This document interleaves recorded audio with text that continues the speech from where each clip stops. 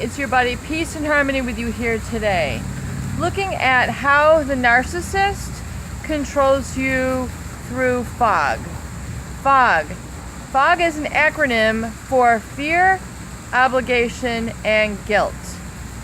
These are the tactics that are utilized by the narcissist to keep you under their wing, to keep you devoid and divested of your senses, separated from your very own heart, really knowing what is best for you and being able to act on those instincts. The narcissist will control you first out of fear. Fear making you feel like you can't make it on your own, that you don't know enough, that you're not good enough. This is done through much of their behavior and their communication style. And they will utilize things like certain paranoia or certain discrete ways to make you feel uneasy unless you comply with their requests. So there's a certain amount of fear that tends to be sort of really at the foundation of a lot of these narcissistic relationships. They also control out of obligation.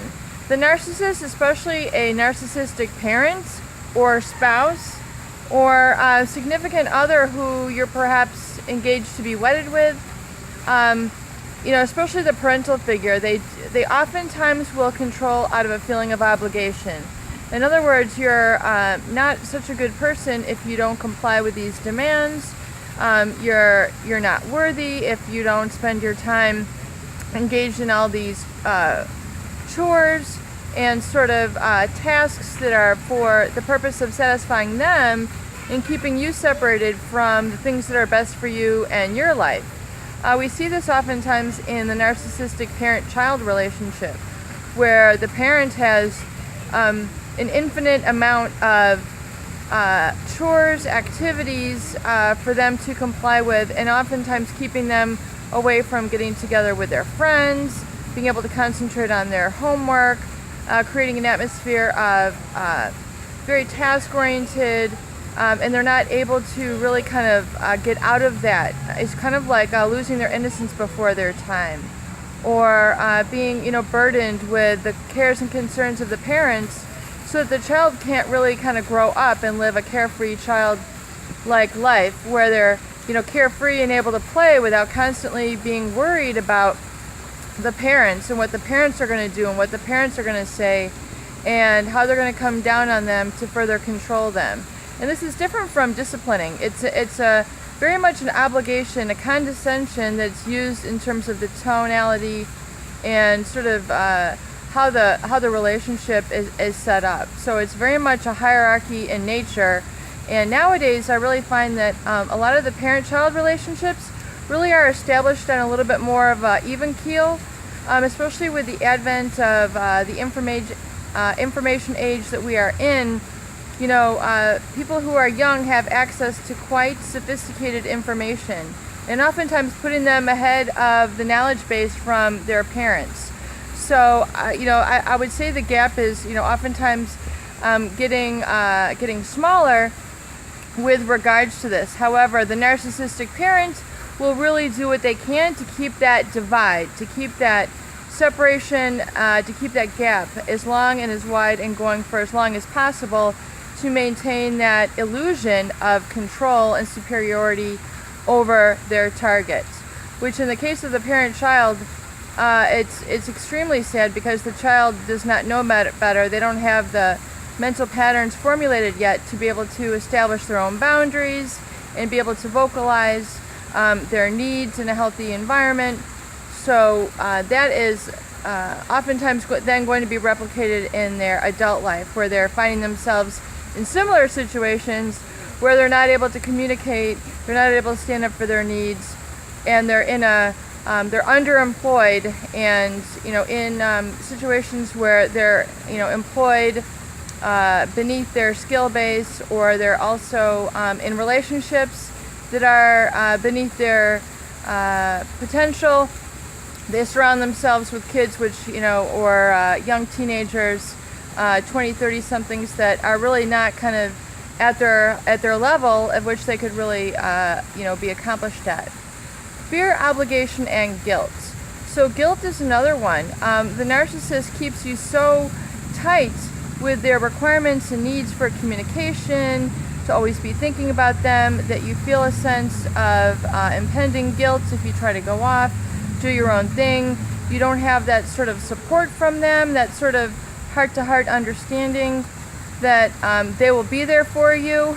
It's okay for you to take this in this class. I won't make, other dates for you while you're, engaging in this other class. I think there's a lot of these manipulations that keep people on a short leash so they can't feel free to go out and pursue their own life and their life interests, because they're kind of deep down concerned of the loyalty of the narcissist, and that it won't be there for them, and that if they let them go a little bit, if they let them out a little bit, that they will not be there for them. So it's this constant sort of self-limiting feeling and what we would call fog, which really is quite a good analogy when you think about it, because that anxiety and depression that's created in these dysfunctional relationships very much is like being in a fog. You really feel like you can't see. You don't have a clear vision of your future. There's a lot of that uncertainty. You feel kind of like, you're a little bit in the twilight zone. You don't know what's what, and you don't know if your senses are going to lead you in the right direction. Oftentimes you have a mystified feeling. You don't really know kind of where you're at, and you don't really have a vision very far in front of you. And it can also be devoid of color, a lot of color, joy, and sort of happiness. It can be very kind of depressing. There goes the bee again. Depressing in terms of what, psychologists might call the darker emotions. So, those darker feelings and that fog is not always a good and functional place to be. So you want to lift the fog, you want to lift the fear, you want to lift that feeling of obligation to that which is, not your highest good. A lot of people, they're living out these roles which they were ingrained in them, which were not really in their best interests. So, this has taken leadership and control of their lives through people who are manipulative and more than happy to, have people who will devote their entire life to them rather than allowing them to go and live their own life, which it is really all about. And I know that this is actually news for a lot of people who have suffered in narcissistic relationships for some time. They've been so plagued by guilt. They've been so limited by this that it's very difficult for them to even fathom and imagine a life without this burden and these heavier emotions. It's so ingrained. It's so implanted in how they feel like they should conduct themselves.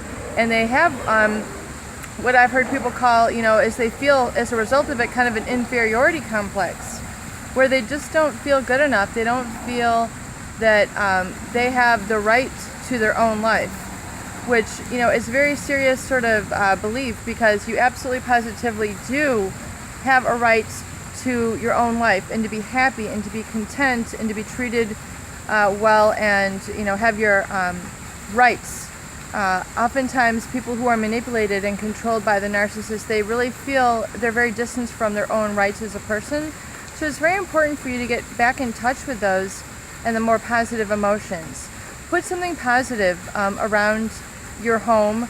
Put a positive picture that's meaningful to you. It's something that it doesn't have to be framed and matted and everything of that nature. It's just something you can clip out from a magazine, something that gives you a sentiment of peace, of serenity, of joy, of bliss, maybe of awe. Tapping into that emotion of awe has to be one of the first feelings that you have to kind of internalize before you start to have some healing experiences. You have to embody the feeling first before it's really going to occur. So start to experience a little bit more awe in your life.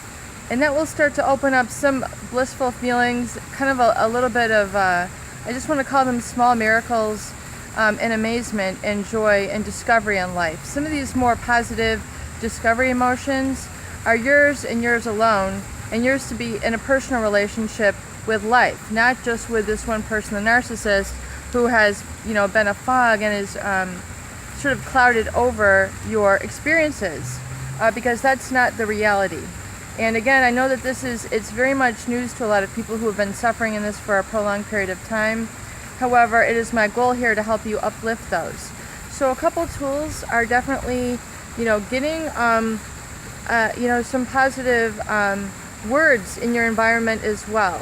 Even just taking out a plain piece of paper and writing, "I am excited for life," and putting this up on your refrigerator, put an exclamation point. I mean, when you read that in your own writing, it'll help jog your feelings. It'll help jog your emotions into feeling excited. You have control over this, and it's important to have that sort of self-jogging of your emotions to help get them up. We can't always get them from they're just not going to come on their own. We need to kind of baby them. We have to cuddle them. We have to get them into motion a little bit. So even something simple like that, and they do have those sort of, things people have like on their pillows, that they might have, positive, uplifting affirmations on their pillows or plaques at home. But something that's unique to you that you can handwrite and just put up on your refrigerator. Draw yourself, a little picture. Do something that's very, simple, but yet powerful and meaningful to you, and it will go a long way to helping you lift the fog. Peace and harmony with you here today. I hope these videos help. Please share, please subscribe for more great tools, videos, discussions, and support.